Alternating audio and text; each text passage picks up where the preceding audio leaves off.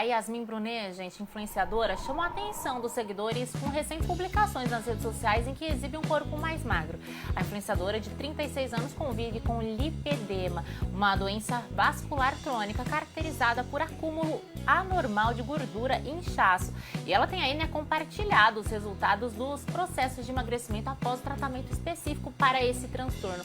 A Yasmin faz parte dos 12% das mulheres brasileiras que são atingidas por essa doença, né? A gente vai entender melhor sobre o lipedema agora com a doutora Valéria Armando André, médica especialista em medicina integrativa. Um prazer receber você aqui hoje, doutora. Prazer é meu poder falar com vocês. Doutora, pra gente começar, né? Eu vi um dado que me chamou muito a atenção. Mais de 10 milhões de brasileiras podem ter o lipedema aí e não sabem. Como é que a gente faz para identificar essa doença? Sim, na verdade a maioria delas não sabe. O diagnóstico é feito através do exame físico. Então o paciente vai no consultório, às vezes ele vai até por outra queixa, por outra causa, né? E aí, examinando, a gente vê. Então é uma condição, uma doença que não sai em exame de laboratório. Só vai ter a parte inflamatória dos exames alterados, mas o diagnóstico é clínico mesmo. As mulheres, né, que estão em casa aí, que agora vão se identificar com o que a gente vai mostrar, né, nas imagens e falar. De olhar, você consegue talvez identificar dependendo do estágio, né?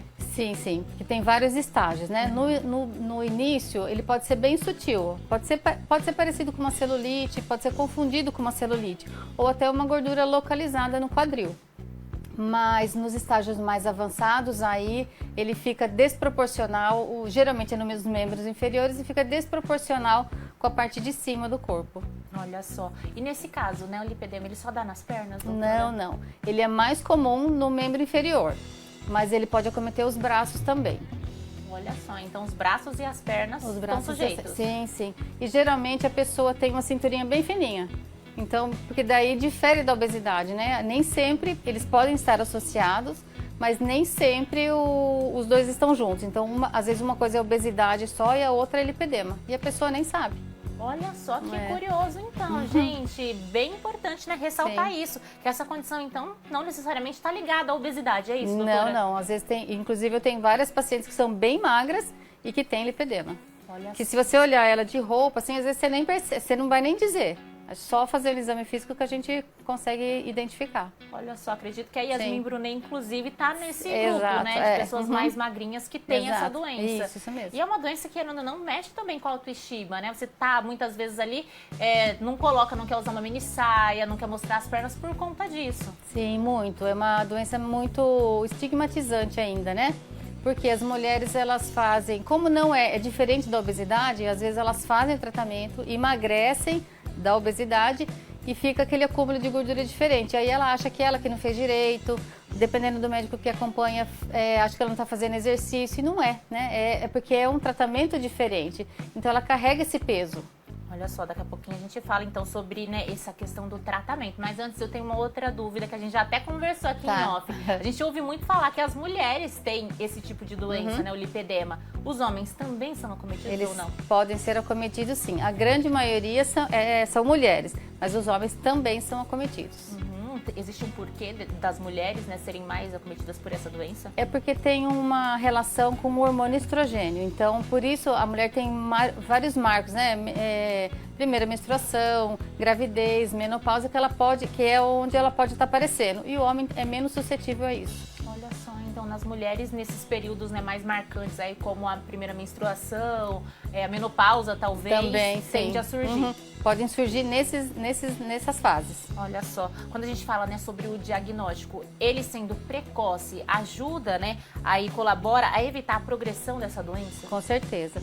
Quanto antes se identificar, mais fácil da gente reverter o quadro, né? Porque ela é uma doença que não tem cura, mas ela tem tratamento. Então, se ela tiver no início, ela vai ter pouca alteração estética. E aí a gente consegue reverter esse quadro inflamatório para que ela não chegue nos estágios mais avançados, que aí perde até função, né? A pessoa às vezes tem dificuldade até para andar. Olha só, então pode acabar atingindo, aí se chegar nesse estágio 4 que você tinha mencionado, que é o pior, pode atingir outras funções aí. Pode. Geralmente, quando é estágio 4, geralmente tem que passar por cirurgia, né? E a pessoa tem dificuldade para se locomover, para fazer exercício, que seria o ideal. E aí sim ela vai ter muita vergonha do quadro dela. Então, quanto antes, melhor. Olha, você comentou já então da cirurgia. Então ela seria um tipo de tratamento para quem está Estágio 4, para quem ainda não atingiu esse estágio, quais são, né, os meios de tentar controlar essa doença? Como ela é uma doença inflamatória, crônica, então a gente visa desinflamar o paciente. Se ele está com obesidade associada, a gente vai tratar as duas coisas em separado, são a obesidade e desinflamar. Então a gente vai desinflamar esse paciente, deixar ele prontinho para fazer daí as alterações, as coisas estéticas se ele precisar. Nem todo mundo precisa, né? Mas aí tem que fazer e indicação de cirurgia seria o último estágio depois que fez toda essa parte aí. Quando você fala, né, nessa questão de desinflamar a pessoa, o que seria isso exatamente? É controlando a alimentação? Também. Então, a primeira coisa que a gente tem que ajustar é uma alimentação. Então, a gente tem que ser uma alimentação anti-inflamatória, digamos assim. Então, processados piora, açúcar piora muito, porque o açúcar é muito inflamatório. Então, de paciente para paciente, vai depender de cada grau, mas a dieta anti-inflamatória é básica. Então, isso é imprescindível. Um estilo de vida mais saudável, né? E aí tem também a suplementação que a gente faz, né? Que pode ser oral, injetável, de várias maneiras, para a gente conseguir controlar. Olha só. Ou evitar de progredir, né? É muito interessante, né? Dá para ter então controle desde que seja diagnosticado, gente, no início ali, né? É muito importante. Doutora, infelizmente o papo nosso já acabou o nosso tempo. Passa para o pessoal que está em casa seu Instagram. É doutora, @doutora_Valéria Armando André. Perfeito. Então, quem quiser encontrar aí, né, a doutora nas redes sociais, esse é o Instagram dela. Obrigada pela participação. Eu que agradeço. Foi um prazer.